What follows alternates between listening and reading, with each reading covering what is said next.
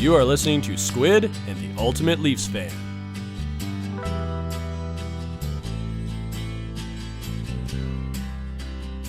Hello, everyone, and welcome to Squid and the Ultimate Leafs Fan. I'm Mike Wilson, the Ultimate Leafs Fan, and joining me as always, Squid, affectionately known as, or maybe that's the other way around, Ricky Vaive. How you doing, Squid? I'm great. And yeah, it's pretty much Squid right now, but from everybody. Well, how's isolation going? How's the golf game keeping? Well, not too bad. A little 79 today. It was, a couple of bad holes, but other than that, it went pretty good. Well, geez. I mean, I guess for our listeners out there and maybe your viewers watching us on YouTube, we decided to get ourselves back in the game again with our podcast. So we're going to be coming back to you on a regular basis. So please, we'd love to hear from you guys. You can send us notes. We'll give you some information at the end of the call where you can contact us. But today we're back up and running and talking about hockey. But today we've got somebody who's joining us who star has dramatically risen in the last year or so and has been labeled probably one of the most influential people in hockey today. And I'm referring, of course, to the very popular host of Spittin Chiclets podcast, Paul Bissonnette, affectionately known as Biz Nasty. Have you listened to these guys? Oh yeah, I have. It's crazy. It's funny. It's a little. Sometimes you get carried away. Some of the guests and even the hosts, but you know what? It's fun. It's funny and you love to listen to that sort of thing if you're an ex-hockey player. That's for sure. Well, these guys are, they're fantastic. I mean, they've set the bar for every podcast that's out there. So everybody likes to kind of emulate these guys to a degree. But we're going to have Biz on, and we're going to talk all about that. We'll talk about his career as a professional hockey player for, he was almost 14, 15 years playing pro hockey. He's got quite a resume, and his star, as I said, has risen dramatically in the last year. So we're going to get into all that with him. But in the meantime, all us hockey fans very excited about things about to happen. Maybe we're a week away from it all starting. What do you think about this whole setup with the playoff, play-in and playoff and that Stanley Cup finals being set up as they are? You know what? I think it's a pretty good idea. I mean, going into the pandemic, which nobody really knew what was going on and everything, but you had a lot of teams with 10, 11, 12 games left fighting for those last two wildcard spots. And I think it's only fair that you include a couple extra teams in each conference and have that play-in round. Unfortunate for the ones that were already in the playoffs pretty solidly that have to play some of those play-in rounds. But at the same time, I think it's fair and gives those teams that were on the cusp of grabbing one of those spots an opportunity. Yeah, and I mean, I think that, in my view, all sports, you can't afford to be out for long periods of time. So monetarily, it just doesn't work for a lot of these guys. So, I'm glad to see that with this pandemic, it's all new to all of us, that they're trying to do something. And it looks like, I think the NHL and the NBA have done a terrific job with the bubble format, the way they have it set up, the playoff format. I think it's excellent. And I'm really excited. And I think that, the teams and the players all seem to be taking it very, very seriously. And I can't wait for it to get started. Yeah, I agree. I can't wait to watch. You'll be watching hockey all day too now, which is kind of weird. But that's the way it's going to be because there's games all day long. But I like the way they've done it, and basically, from what I've been told and what I understand is that basically the players that are in the bubble in those two hotels, you don't go anywhere. You eat in a certain room, you have your roommate, or you're in your hotel room, you get on a bus, you go to the practice rink, you get on a bus, you go to the regular rink. So I think they've done a good job. The NBA is doing a very similar thing. And, the thing is they're keeping safety of everybody in mind, the players and everybody else in mind. And I think that's more important than what they've been able to accomplish on the ice or on the court. So I think we'd be remiss if we did not, obviously, with being, Squid, the Ultimate League Fan Show, talk about our guys and see how we think they're possibly going to do this. What's your thoughts? Well, You know what? This play-in round is kind of a hard one to call. I mean, you look at all the numbers you want, but at the end of the day, don't forget all these players have been off the ice for what, 4.5 months or 4 months roughly, and there's not a whole lot of time to prepare. So it's one of those things. Is a short. I remember we used to play the best of 5 in the first round of the playoffs, and a lot of things can happen in a best of 5. It's a short series. You only need to win 3 games, and anything could happen. I mean, but I like our Toronto Maple Leaf depth, especially up front. I mean, you've got 3 really good lines, and then you've got a pretty solid 4th energy type line.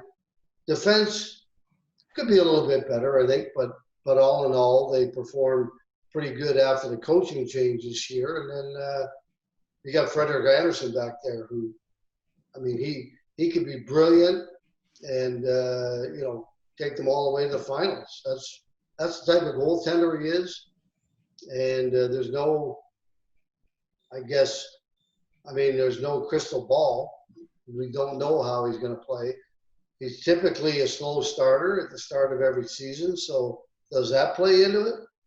And do we have a Frederik Andersen starting the season kind of, then starting slow? If that's the case, well, then they could be in trouble. But I like our depth better than Columbus. Well, I mean, the thing is, everybody's starting off at even board. It's almost like training camp all over again. Everybody's in first place to start. I mean, you're all in the same building. There's no fan experience. There's no twisting one way or the other. So, I mean, it's going to be a very interesting scenario, and the outcome I can't wait to see. So, I mean, I think it's going to be an energized environment all around, regardless whether the fact there's no fans or not. Once the pucks drop, it's another hockey game to these guys, and I can't believe they will think anything else. But of course, we wouldn't be Toronto Maple Leaf fans if we weren't thinking the worst. So, we do have to think that way. So we have to think the storylines that can come out of this are just endless. So let's talk about a few of them and throw a few out there, the what ifs. Now, what happens, first off and foremost, to the team if the Leafs happen to lose to Columbus? Oh, boy. I mean, there's a lot of things that could happen. Well, first of all, when you look at the new CBA that was hammered out recently, and the cap for all of it is $81.5 million. Well, right away, you got 4 players eating up almost half of that. They're pretty darn close to half of that. And, they got to shore up their defense because I don't believe CC and Barry will be there. I think they'll be gone. They're free agents. They're both going to command a decent amount of money, which the Leafs can't afford. So something's going to have to be done there. So, is there a possible trade on the horizon if they don't win? Even if they do win and lose in the second round, whatever the case might be, is there something down the road that, 2 forwards go out for 1 defenseman or 3 for 2 or whatever the case might be? And there's so many scenarios to play over in your head. And I mean, I wouldn't want to be Kyle Dubas right now, sitting there with probably 100 possibilities on a notepad in front of him, trying to figure out which one is best for the hockey club. Well, I mean, the thing about it is, I mean, with Barry and Ceci moving as we thought, and the defense is suspect, as we're all aware, and they are very much aware of it themselves, means strengthening that is going to be paramount moving forward. So having said that, to get back value, they're going to have to give up a lot of value because every general manager in the league, including Seattle's new manager, knows that Toronto is going to be needing a good top-line defenseman. So to give that type of player up, I mean, Tavares isn't going anywhere. You can't move Matthews. And then the unquestionable is that become the necessary evil all of a sudden then that Mitch Marner has to be part of some package. Well, again, there's, like I say, I'm sure Kyle Dubas right now has probably, and I'm just guessing, but I would think, because I was in that situation as a coach and a GM in the East Coast League, and you're always thinking ahead of what I can do to make the team better. he's probably got 25 to 30 scenarios probably printed in front of him that he looks at every day and wonders what the heck's going to happen. Now he has to wait and see until this is over and free agency hits. And does Barry leave and CC, or do they take a little less money to stay in Toronto? That might depend on how they do it in this play-in and throughout the playoffs. If they get to the finals, or who knows, win a Stanley Cup, they might turn around and say, you know what, I kind of like it here and I'd like to stay. I'm not going to make as much money, but maybe it'll give me a longer term. So, there's a lot of factors that'll play into whether or not the free agents stay, and that's how they do in the playoffs, I think. Well, let me throw this one at you, Squid. How about this? Well, let's just take it a little step further, and let's throw the caveat out there, which is the bonus for 8 teams that don't make the second round or miss the play-in. What happens if Toronto gets beat out and they win? You know where I'm going with this, and they win the lottery pick. Now all of a sudden, you've got a kid theoretically should be able to step right into your lineup, play probably top 6 position, the level of player he's supposed to be, and he's cheap. He's on entry-level dollars for the next 3 years. How does that change the dynamic then? Well, I mean, that changes a lot of things. I mean, first of all, he's a winger. He's a left winger. I'm assuming he could probably play center, right wing, from what I've been seeing, how good he is and been told. But you got a high-end left winger there, so there's an opportunity to move someone 1 or 2 forwards that possibly out of their top 6 and bring back one really, really, franchise-type defenseman. Yeah, that's right. And that might solve part of the cap issue as well. Yeah, I mean that's the obvious. Because that's almost a suicidal move on the manager's part if you traded 16 and you didn't get enough back for him. I mean, you might as well just write your ticket rate. You might as well go and line up to work in Chick-fil-A or something the next day, because you won't be working National Hockey League long. But I think the elephant in the room is always going to be the salary cap, obviously, and teams like the Leafs, Tampa Bay. And it's funny because all the top teams are always going to have problems with the salary cap. They're always going to be nudging against it. So that's not a problem. So in one way, it's a good problem to have, meaning you're a competitive hockey club. But this will be 4 years in a row, Toronto not getting past the first round. So I guess where I'm going with this next is, does this force Kyle's hand a little bit? Like Nick Robinson's getting a real good hard look in these skates. So does this all of a sudden encourage him or motivate him to move players quickly or a little quicker in a lineup they may, to try and keep that thing under control? Because if this kid can play, again, he's on entry-level money, and he solves a big problem. Well, they all do. The drafts are so important now. The development is so important, because if you can have 5 or 6 or 7 guys on your hockey club that are on entry-level deals, like you're in a great position salary cap-wise.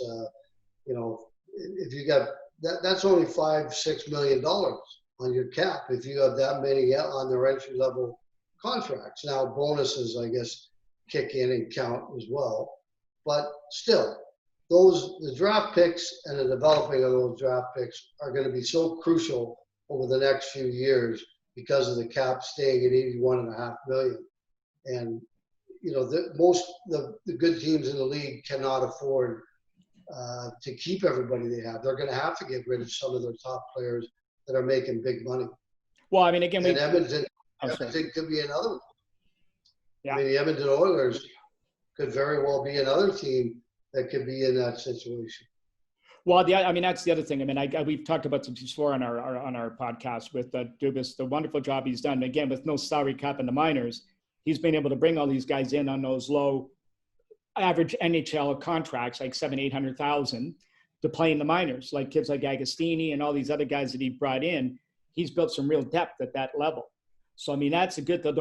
And even Jason Spezza to a degree too, but these are all the guys I'm talking about. I wasn't for Robinson is just because he's getting all the attention right now, but I'm referring to all those guys, or it's the bottom 3 or the bottom 6, or it's the 7th and 8th defenseman. those are the guys.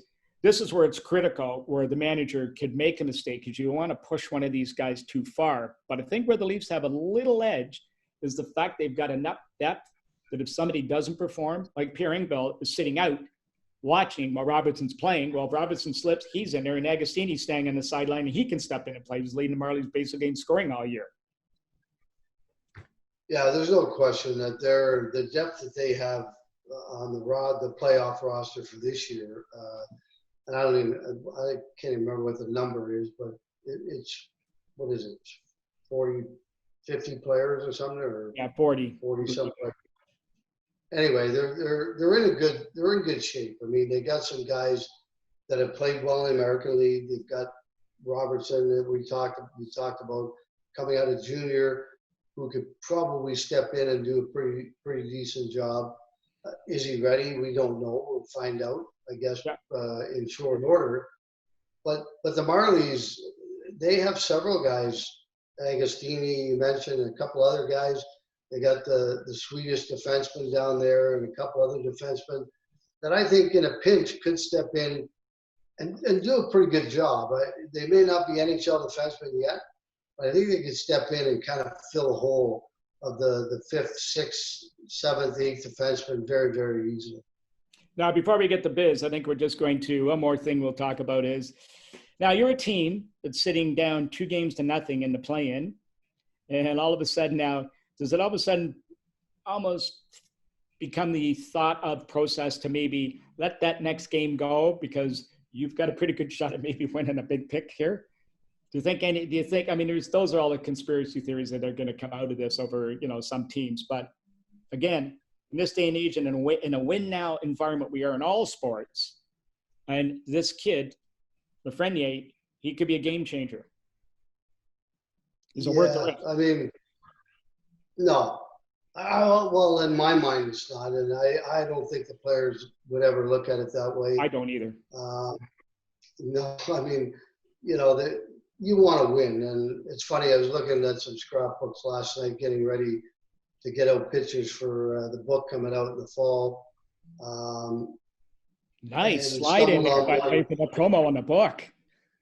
Yeah, well, it'll be launched early November in the fall. And but I'm going through the book and the photo album, and I see all these pictures of my whole career and everything.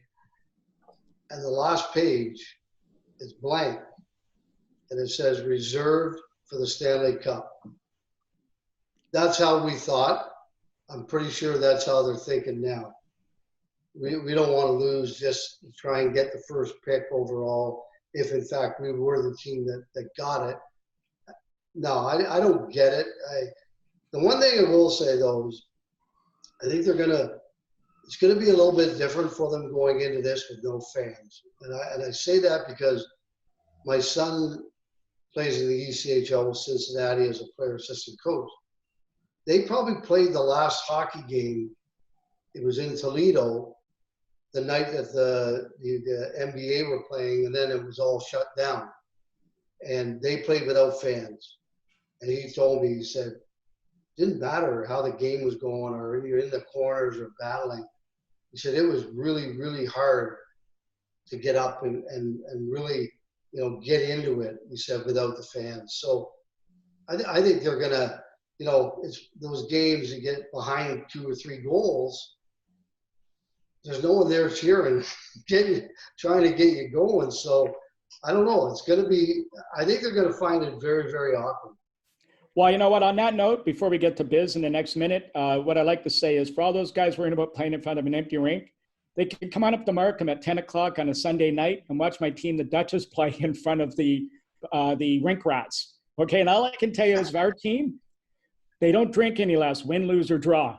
So you know what? If that's the attitude the guys have to have, that's the attitude they got to take and go for the Stanley Cup. So anyway, on that note, we're going to come back with Biz. Okay, Squid. So today our guest is certainly a social media sensation, to say the least, along with being also part of the popular podcast Spittin Chiclets, and also is the color commentator for the Phoenix Coyotes.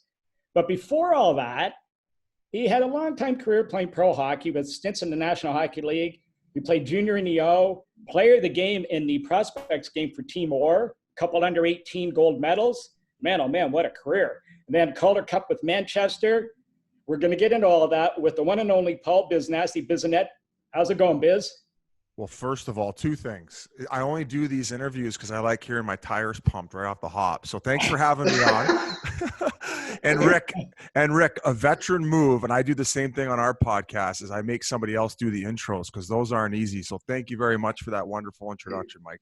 Yeah, you're welcome. You're welcome, Biz. So now listen, I mean, you're a guy who's constantly on the move. I mean, obviously with everything you're doing. And I see you actually went on a trip with your girlfriend recently to a pretty hot spot. But how you been surviving the pandemic as a whole? It's been weird. I mean, you mentioned it. I'm a type of guy that loves being on the go. So anytime your life kind of gets thrown out of orbit a little bit, and given the fact that I'm not necessarily a homebody, yeah, it did a little bit. But just trying to stay busy as far as shifting focuses on the podcast. Given the fact that there wasn't much hockey to talk about, we dialed it back to one episode a week. It's not necessarily for me, Mike and Rick. I'm sure you can attest to this too. Is the video games and the streaming is becoming more and more popular. So we did shift some focus to that, and there's this like underground world, and a lot of these kids are interested in watching other people play video games for whatever reason that is. It's essentially real sports for them, and so we've been trying to open up that tunnel. So anywhere we can open up avenues in the Spittin Chiclets world and grow the game, we're trying to do so.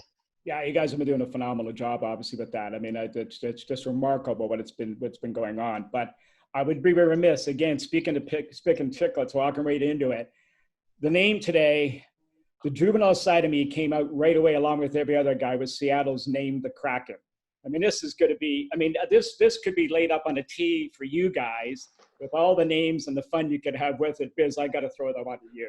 Oh, well, I mean, we went through it when the original expansion idea of going to Seattle came up, and RA must have listed like 60 names off. And yeah, we were joking. I thought it was the cranking.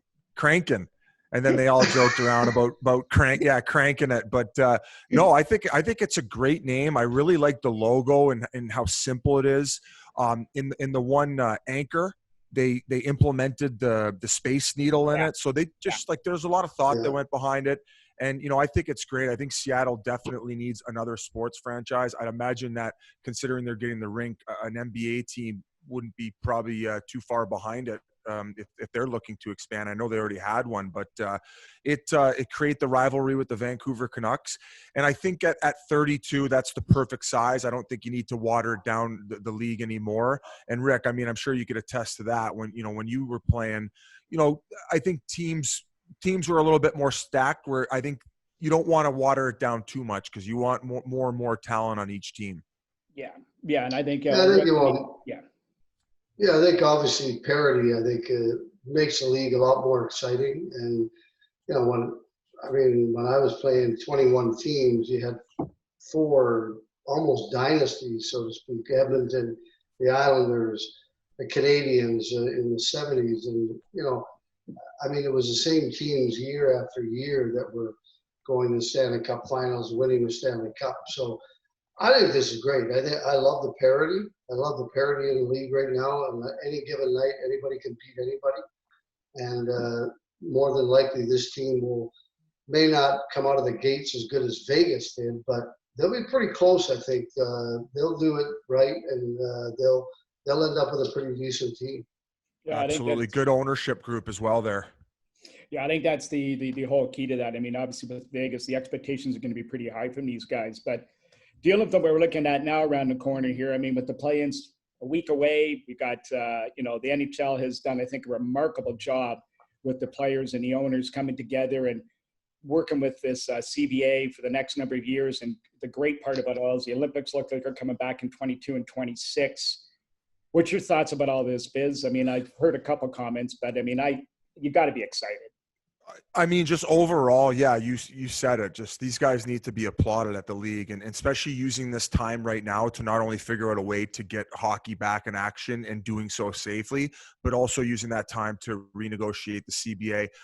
Of course, with the loss of financials, keeping the cap the same is probably hurting some free agents and a few other guys at that, and maybe separates that the middle ground where it's a lot of guys making a lot of money and then also a lot of guys making league minimum. But nonetheless, I think Gary Bettman's done a tremendous job just in growing the sport in general.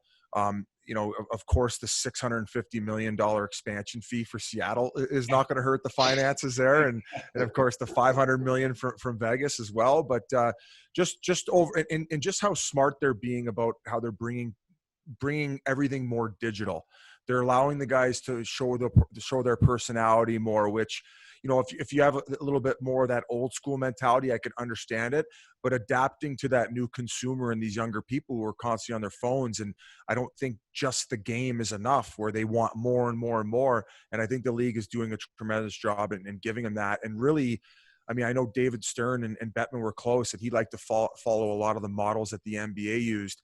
I mean, look at how successful they've been over the last 15, 20 years. Yeah. I mean, that's right. I mean, I think that it's just been wonderful the way they've done this. And we're going to get into that in a little bit, because that's one of the things I did want to touch on you about, the social aspect of it and the player development and the player personalities. But before we sort of tackle into that and dive into that, us old guys here, it's the play-in now. Interesting dynamic with all of this, because the one thing about it is, if your guy goes out in the first round, and this applies to all of them, like, I mean, obviously you get a shot at that number one pick overall, and that can change the complexity of every hockey club, win or lose. I mean, Toronto, Tampa being pushed up against the cap all the time are a couple of good examples, but this opens it up for everybody, don't you think? Yeah, the first overall chick's going to be a game changer. I mean, I think he's going to step right in and dominate. As you said, all these teams, whether it's teams that need the help offensively and they do have room in the cap, and or like an example with Toronto or the Lightning, where they are against the cap, now they have the ability to trade off one of their big assets and not really feel the effects from it. So yeah, that's a great point by you. And I would imagine a lot of people weren't happy about the result of that, given how much pain that the Ottawa Senators and the LA Kings and who else there, and Detroit, of course, had to go through this year, them more so than anyone. But now saying that you create more content engagement moving forward, because there's so much at risk here for teams to get out of this play-in, and if they don't, at least they have that first overall to look forward to. Ricky, what do you think? Well, what do you think? Well, first of all, I want to go back a little bit to what you said about Gary Bettman. And I know a lot of people say a lot of things about Gary, and obviously he gets booed wherever he goes in the National Hockey League, giving out the cup and all that. But he's done a fantastic job not just for the owners, but for the players as well, is growing the game.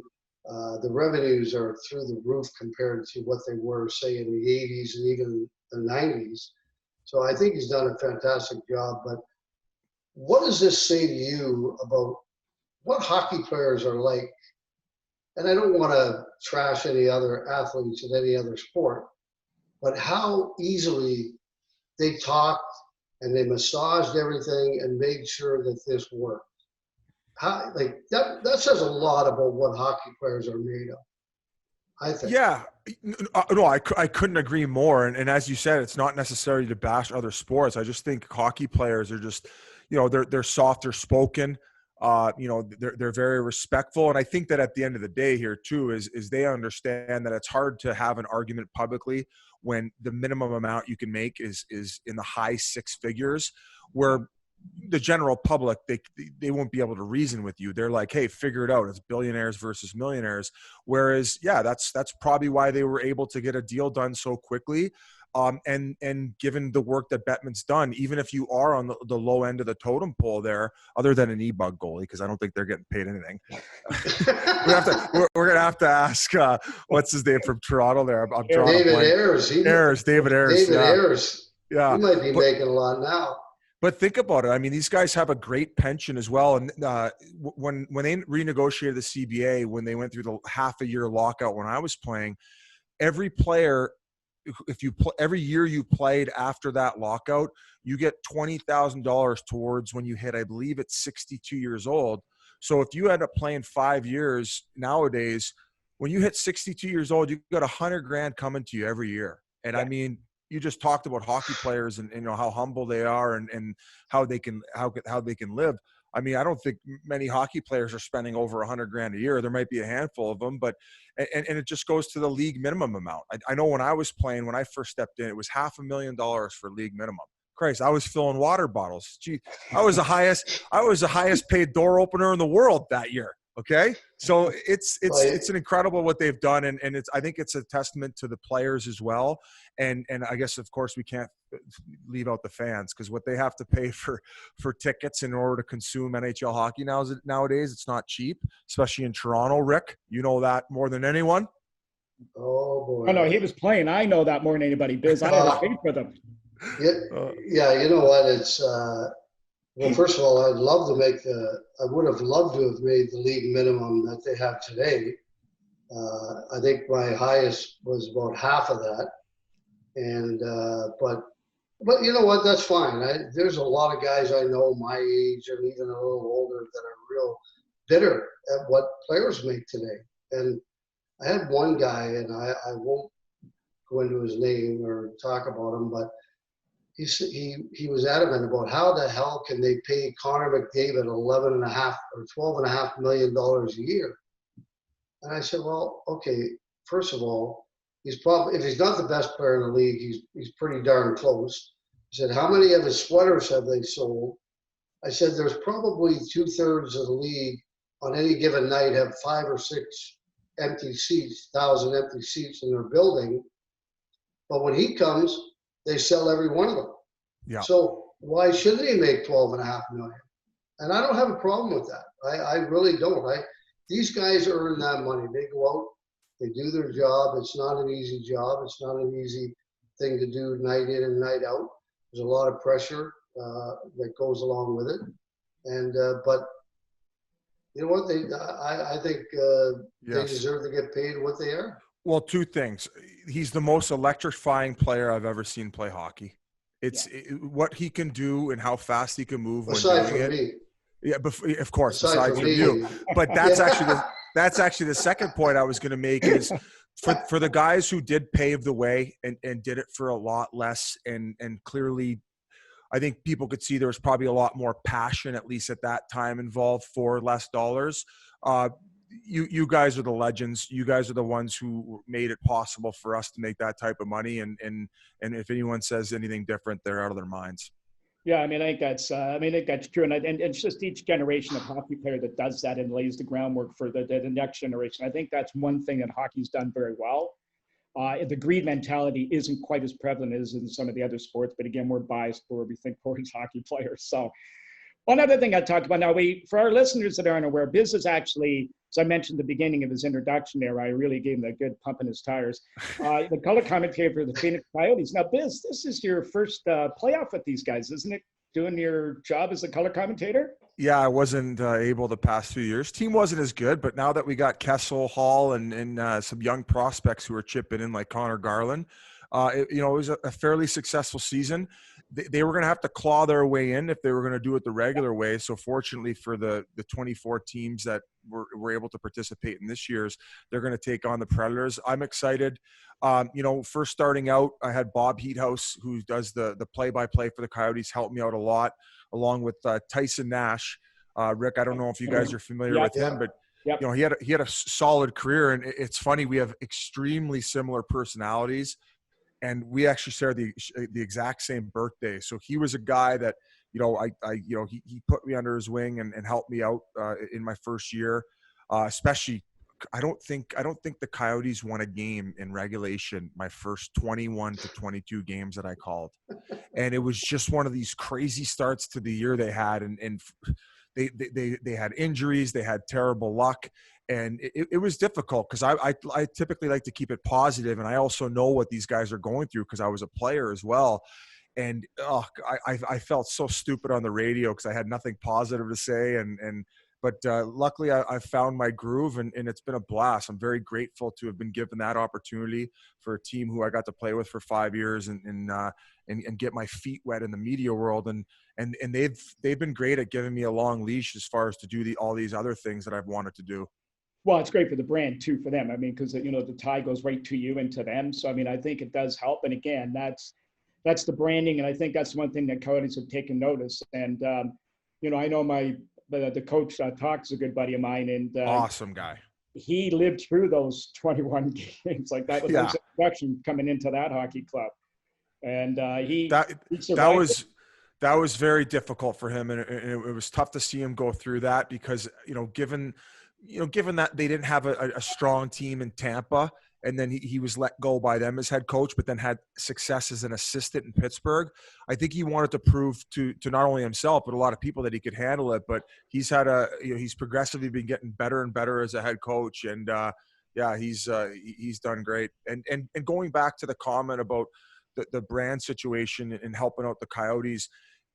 I was fortunate when I played here and they allowed me to joke around and be myself online just because it's a non-traditional market. And I think that they, at that time, especially, they wanted to try to attract as much attention to themselves as possible. And we kind of grew together. So that's on the social media front. And for a Coyotes organization who I would say is, probably on the lower end of the totem pole, given the entire dynamic of the NHL, they get like the third most action on social media.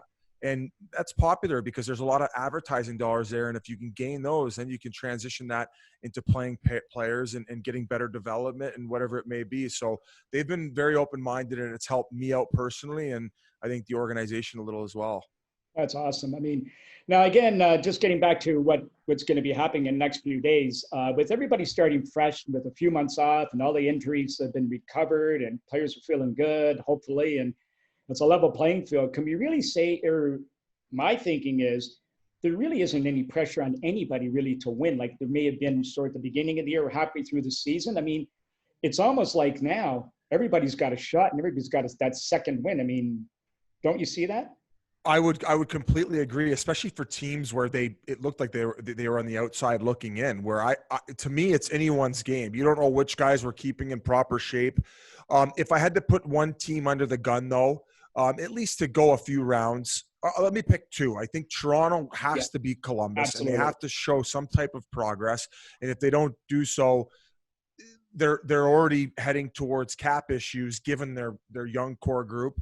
And then transitioning that over to another team in Tampa who is going to, of course, have cap issues moving forward. And they've just, last year with getting beat out in the first round and getting embarrassed, they got to win with that core group. They got to get one cup with those guys, the Kucherovs, Vasilevsky, Stamkos. And we were talking about it on our podcast. What's crazy with their situation is a little bit unlike Toronto, is 8 of their top 10 players in Tampa have either a no trade or no move clause. So they're going to find themselves in a tricky situation, and they need to take advantage of this whole Corona Cup. What's your thoughts, Squid? Well, I basically agree. Those are two teams, especially in the East anyway, the Eastern Conference. They have to do something. And, Boston's already won a cup and in the last 10 years, and Tampa's been close. Toronto hasn't. Toronto's lost in the first round for 4 years in a row, I think now. And I think it's very important. I think the biggest thing is, like Paul said, is that they got a lot of guys, both of those teams, that eat up a lot of their cap space.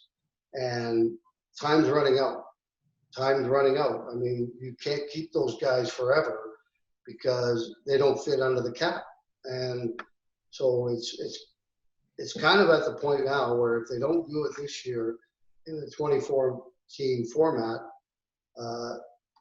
they're probably going to both be broken up a little bit somewhat in some way before next season begins.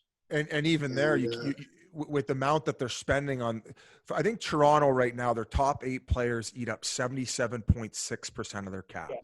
Yeah. And I think we've seen over at least the last 10 years, it's very difficult to win in today's NHL if you're paying a few guys so much money, because it's such a team sport, especially come playoff time, where it would be difficult for just a few of them to carry the load. And now saying that, the hard cap is nice for the parity in the league, but it's also difficult in a team like Toronto situation where they should be rewarded for drafting properly and developing properly. And all of a sudden, by doing so, they find themselves in this type of bind where they have to pay them. And, it's unfortunate when you don't have certain guys taking team-friendly deals, nor do I think that they should be forced to, because we talked about guys being worth the price of admission. Austin Matthews is that and more. It does make it more difficult in order to put guys around you. So I don't know if they're going to be able to address the issues if they can't get over the hump this year in the offseason, given their cap situation. Well, before you came on, Biz, we were talking that very subject about Toronto, and the fact is, this could be, this the fourth year out of the first round, not advancing, and you've got this dynamic lineup up front. You're going to lose two guys in the back end, probably in Barry and Ceci. You got a couple big names coming up next year, free agencies, and Riley and Anderson. So the thinking is the necessary evil all of a sudden that somebody like Marner may have to get moved to shore something up in the back end. And you're going to have to make a dramatic move of some sort to maybe put this back on the right track again. Oh my goodness. I couldn't imagine the uproar in Toronto if they traded Mitch Marner. Could you imagine, Rick? People would be taken to the streets. But that's what I'm saying. They're getting back into it. It'd be absolutely insane. Yeah. Yeah, it'd be absolutely insane. And I think that's why now more than ever and going forward, drafting and developing is so important. Oh, it's yeah. going to be the most important part of any organization. And, because after 5-6 years, there's guys that all of a sudden are making too much money and you can't hold on to them. And Austin Matthews, what's going to happen at the end of his contract? That contract brings him right into unrestricted free agency. All of a sudden you got a cap problem. You might see him go elsewhere, and where they don't have a cap problem. So I've been tampering with him. He's coming to the Coyotes, actually. Yeah. I've been tampering. Let's keep that between us, though. Okay. All right. Well, we're going to stop that one right there, Biz. Okay. So yeah. Now, Biz, you grew up in Ontario playing in the O, and you had some decent success. You're a good player coming up out of the Welland area. First off, do you cheer for Toronto growing up, the Leafs? I cheered for individual players more so than teams, but yeah, I was a fan of the Leafs. I mean, my father watched them all the time. I was a big Doug Gilmour fan. I liked the energy he brought to the rink, and I just, I was a big Adam Foote fan as well. I just like certain players and the type of dynamic they brought. So yeah, I guess I could say I was a Leaf fan. I actually got a signature from Dougie Gilmour on a leather ball cap that my parents had got me for Christmas at the Penn Center in St. Catharines. And I had it forever. I had a Gilmour jersey. So yes, I would say I gravitated to Toronto because of him. Well, okay. So now, and talk a little bit more about some of your early life as a minor hockey player before you got, including the O, kind of growing up.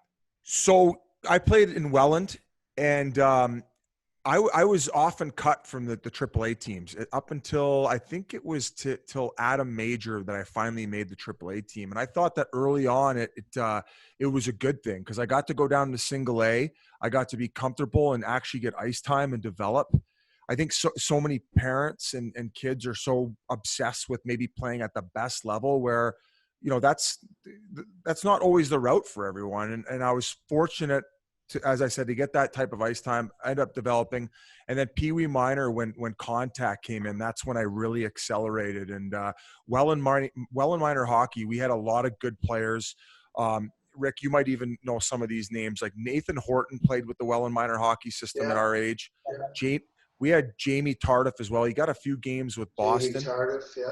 Yeah, and actually my draft year into the OHL, we had 7 guys off my minor hockey league team drafted.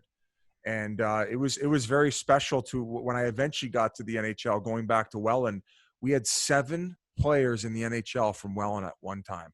That's a town of 50,000 people. So that just goes to show the development around that time frame. And we were about all 4 years in age separation.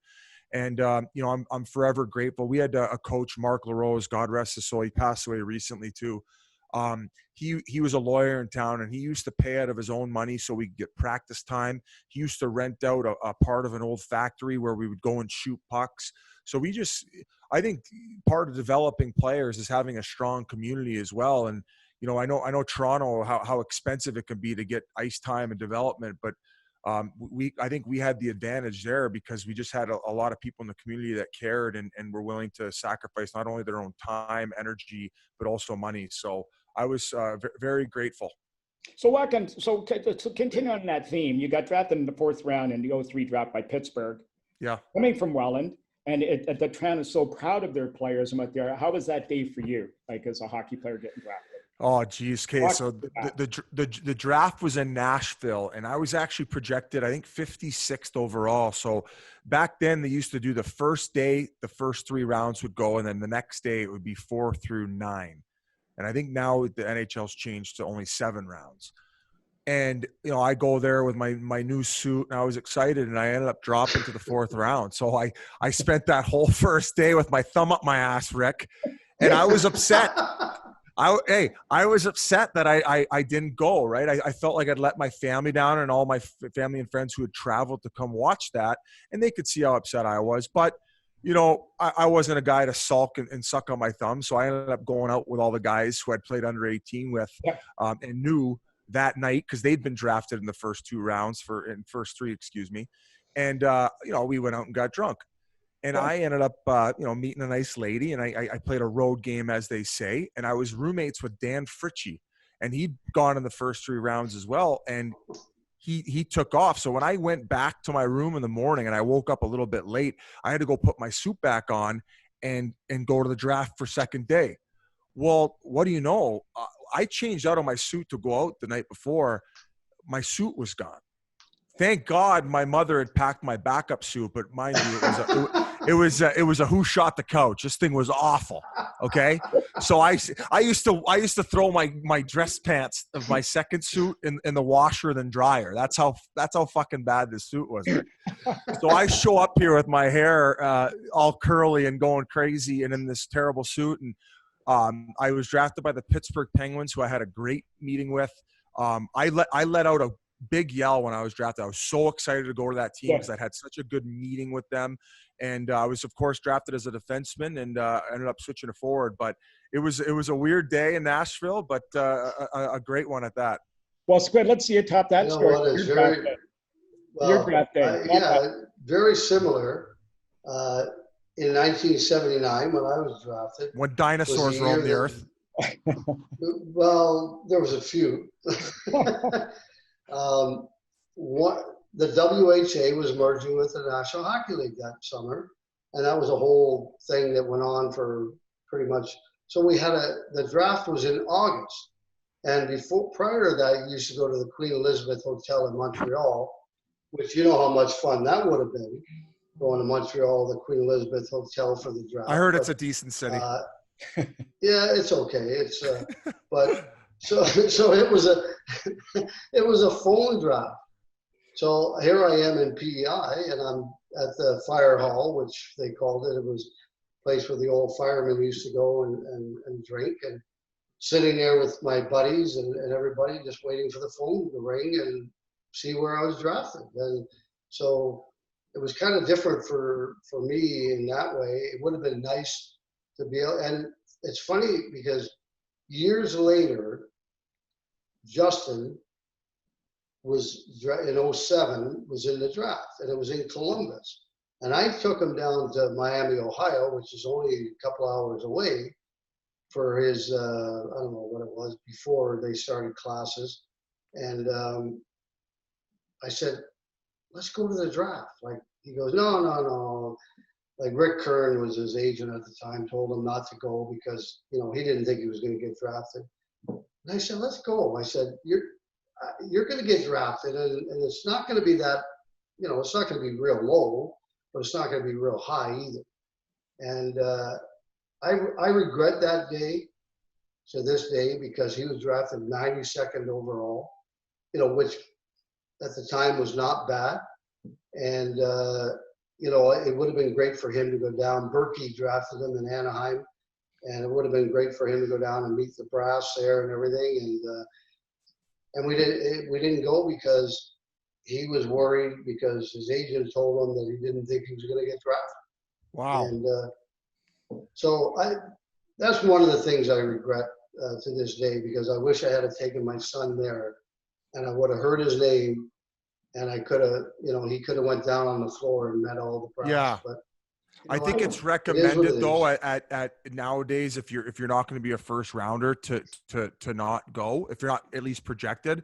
But I'd have to agree with you. Like regardless of me going in the second day, that probably would have been a special moment for him. But hey, I mean, maybe the luck of you guys not going is what got him drafted 92 overall. Though. Hey, better signing bonus there, Ricky. Well, this one's for both you guys. This question. So. I've kind of thought this through about players in drafts, and you talk about the personal challenges players have, and you talk about you, Biz, and this probably fits perfectly for you because you were drafted worse than what you thought you should have gone, like a lot of guys would think, and that's a great Canadian attitude to have. But I break it down to 3 different sort of segments of your draft day moving forward to your career in the pros. Expectations, in your own mind, what you're thinking, what you want to accomplish. Reality, when you finally arrive at that camp, you look around the room and every guy in the room's got the same credentials or better than you. The room next to you is full of room with guys the same way. And then the third thing, survival. When it finally hits you, do I have to change my game? What do I have to do it? I throw that at you. Yeah, I mean, survival, I'll start with that one. That's definitely that's a great word to sum up my career because I was drafted as a defenseman and, at first they were so stacked on the back end, Pittsburgh, when I finally signed my contract and turned pro that I started in the ECHL. And, kind of going back to that comment I made about going to play single A as opposed to triple A, it helped me. I gained that confidence. I ended up being a 2-time ECHL All-Star as a defenseman. But, Rick, probably not as hard for you, but what I notice is that the higher you jump up, it's just the players are just so fucking good. And it was hard for me to become a dominant defenseman at the AHL level. And if you can't dominate the American Hockey League at your position, you're not going to go to the NHL and sustain an NHL career. So after going up and down a few times, Pittsburgh, they called me back up to the American League that last time. And when I got to the rink and my name and number were on the board, it was at 4th line left wing. And I think no pun intended, the writing was on the wall as to like, if I was going to make it to the National Hockey League, I knew what I was going to have to do. I was going to have to transform my game to what I thought was a defensive defenseman who could add maybe a little bit of upside offensively to, okay, maybe you could actually get there as a 4th line scrapper. And I fought a little bit in junior and a little bit in the ECHL, but my first 2 years when they'd switched me to that position at the American Hockey League level, I fought 30 times back to back, and I was fighting heavyweights. I was getting my fucking eyes pumped in, Rick. It was hell. But did I want to play in the NHL or not? And I did it, and eventually I got to play my first game with the Pittsburgh Penguins, and it was surreal. I got to play with Evgeni, Malkin, Sidney, Crosby, Fleury, Letang, like you name it, like legends. And I got to spend a half a season with that team, and it was incredible. Okay, so Squid, that was a pretty interesting guest. The old Bisley, he's quite the character, isn't he? Oh, he certainly is. And, I like the fact that he's gone through every level. The ECHL, the American Hockey League, the National Hockey League, and survived in the NHL for, a bunch of years, but has made something out of his career after hockey. And, it's funny because I live in Niagara Falls now, not that far from Welland. I run into people all the time, and they talk about what a great individual he is and what a lot of the great things he does for his community at home here. And, I've heard nothing but wonderful things about Biz from a lot of people in the area, in the Niagara area. Yeah, I mean, he's created a brand. It's, I think it's great for the game of hockey. It's, it puts it out there. It shows the lighter side. It is a form of entertainment. I mean, I know people from our era, we're all about wins and losses. And if we want entertainment, you go to a comedy club. But, the game has changed so much. And the way it is in today's, it's all about branding. It's all about being out there and being permanently in people's sort of faces, if you will, or in their phone. And these guys just have reached an audience because you know what? They're down to earth and people can relate to them, even though they played at a much higher level than everybody else. Like most of their listeners, the guys they bring on, they talk and they're also grounded and they just tell real stories. Well, I think as he said it best, and he's absolutely right. I mean, and it was even more so back when I played. There was more characters, and I mean, I don't mean guys that everybody had character Yeah. back in those days and when he played, and they do today as well. But it's different. I mean, obviously because of cell phones and pictures, they can take the phones and tape the videos and everything else. Everybody pretty quiet, stay to themselves.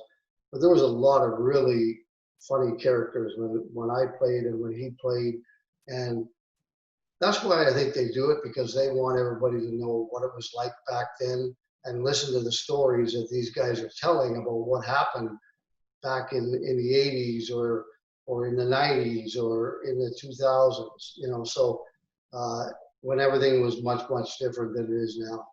Yeah, I mean, And I think it's great. Yeah, I couldn't agree more. I mean, I think it's outstanding. I think it's given hockey another sort of boost, and it's done so humbly, as I've said a couple of times already. That's what people can resonate with, and that's why people like it. It's not all sort of bright. Like, I had a laugh the other day when what's with Mahomes signs a $500 million contract, and he was serious when one of their top defensive ends signed a long-term contract, and that was one of their key signings. And he made a comment: "I left some on the table for you, so we can get this done, and let's go and get it again." $500 million, and he left something on the table for him. Like, don't open up your shirt; your heart will fall out. I mean, what the hell is all that? Yeah, really. Yeah, really. I mean, like, it's just the like, greed and just the way these guys are today. Whereas hockey players, I don't know, they're the best. well, it's funny because I believe that wholeheartedly, and I just think hockey players are. I don't know what the proper word to use would be, but they're down to earth. They're not greedy.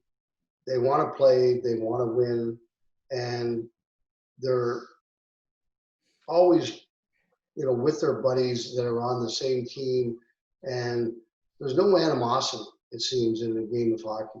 I mean, there's Connor McDavid is probably not, or anybody below him is not greedy and pissed off because what he makes.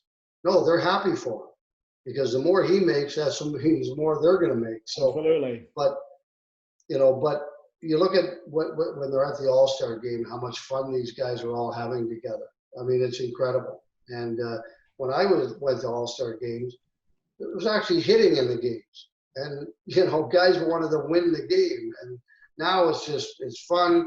And that's when you see a little bit of the character of these guys coming out, is at the All-Star game every year. And that's kind of one of the things that I like to watch, because you do see the character of some of these players in today's game. Well, not last season, the season before, last full season they had, when I followed the Leafs to every game.